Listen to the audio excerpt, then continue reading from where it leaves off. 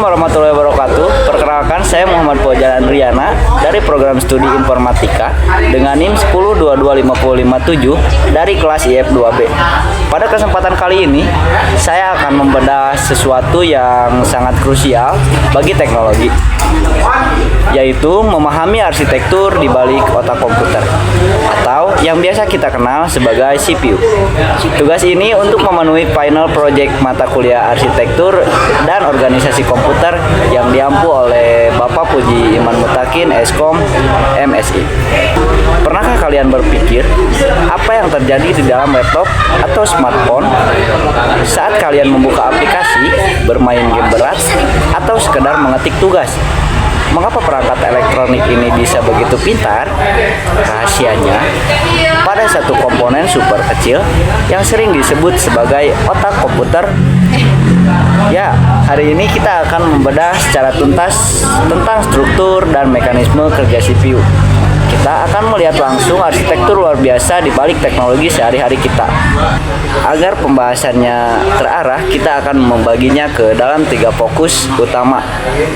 Pertama, kita akan berkenalan dengan struktur inti seperti ALU, control unit, dan register. Kedua, kita akan melihat organisasi internalnya lewat diagram blok. Dan ketiga, kita akan membongkar siklus kerja CPU mulai dari proses fetch, dekode, hingga execute. Nah, sebelum masuk ke bagian yang dalam, apa sih sebenarnya CPU itu? CPU atau Central Processing Unit adalah perangkat keras utama komputer yang bertugas menerima dan menjalankan perintah dari perangkat lunak. Tugasnya sangat vital. 1. Mengontrol semua aktivitas hardware lain dan memproses aliran data biner menjadi informasi yang berguna untuk kita. Kita mulai dari komponen inti pertama, yaitu Arithmetic Logic Unit atau biasa disingkat ALU. Jika CPU adalah otaknya, maka ALU ini adalah ototnya, alias unit eksekusi. ALU bertanggung jawab penuh untuk melakukan semua perhitungan aritmatika dan perbandingan logika yang diperlukan oleh sistem komputer kalian.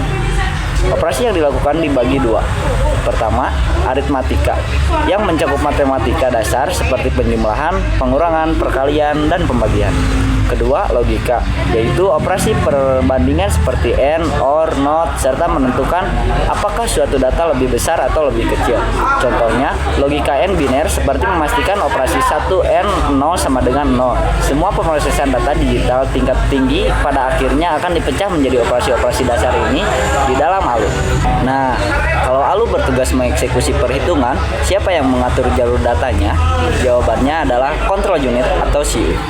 Control unit bertindak sebagai pengendali utama yang mengordinasikan seluruh operasi di dalam CPU. Dialah yang mengambil instruksi dari memori dan menentukan operasi apa yang sebenarnya harus dilakukan oleh komputer. Saya sering menyebut control unit ini sebagai polisi lalu lintas data. Tanpa adanya CPU, aliran data akan bertabrakan. CPU ini bertugas mengirimkan sinyal kendali secara spesifik ke ALU, ke register, dan ke memori utama agar semuanya bekerja secara harmonis dan tepat waktu. Komponen ketiga yang tidak kalah penting adalah register. Register adalah media penyimpanan internal yang berada langsung di dalam CPU. Satu hal yang wajib kalian tahu, register adalah media penyimpanan tercepat dalam seluruh arsitektur komputer. Jauh lebih cepat daripada RAM atau SSD kalian. Karena kapasitasnya kecil, ia hanya menyimpan data yang sedang benar-benar dibutuhkan saat itu juga. Ada 3 jenis register penting yang harus kita ketahui. 1. Program counter atau PC. Register ini bertugas menyimpan alamat instruksi berikutnya yang mengantri untuk diambil.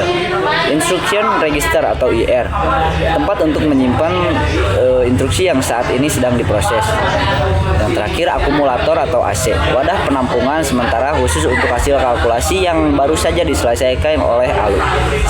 Sekarang, mari kita beralih ke poin kedua, bagaimana komponen-komponen yang kita bahas tadi saling berkomunikasi. Hubungan kerjasama antar komponen di dalam CPU dijembatani oleh sistem interkoneksi internal yang menggunakan 3 jenis jalur utama yang disebut bus. Masing-masing memiliki fungsi spesifik.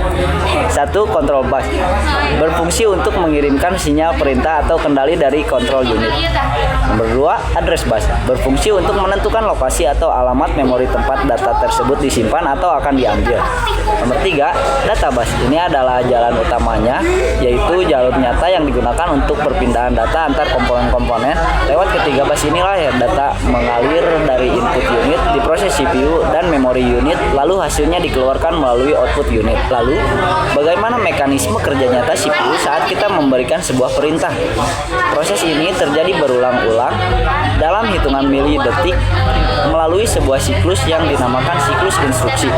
Ada 4 tahapan utama, yaitu tahap pertama adalah purge. Pada tahap ini CPU akan mengambil data atau instruksi yang diperlukan langsung dari RAM.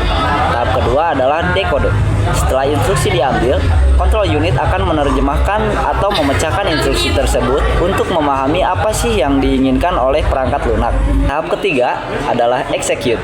Disinilah aksi nyata terjadi. ALU akan mengambil alih untuk menjalankan operasi matematika atau logika yang sudah diterjemahkan tadi. Tahap keempat adalah store. Setelah ALU selesai menghitung, hasilnya tidak dibuang begitu saja, melainkan disimpan kembali ke dalam memori untuk digunakan lagi nanti. Keempat, proses fetch, decode, execute, dan store ini berputar terus-menerus selama komputer kalian menyala. Saat kalian membeli laptop atau komputer, kalian pasti sering memiliki spesifikasi seperti clock speed dan cores. Apa hubungannya dengan materi kita hari ini?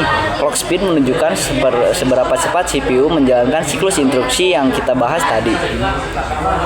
Itu artinya CPU tersebut mampu melakukan 5 miliar siklus per detik. Luar biasa cepat, bukan? Ditambah lagi, CPU modern saat ini tidak hanya memiliki satu inti, melainkan banyak inti. Contohnya 16 core.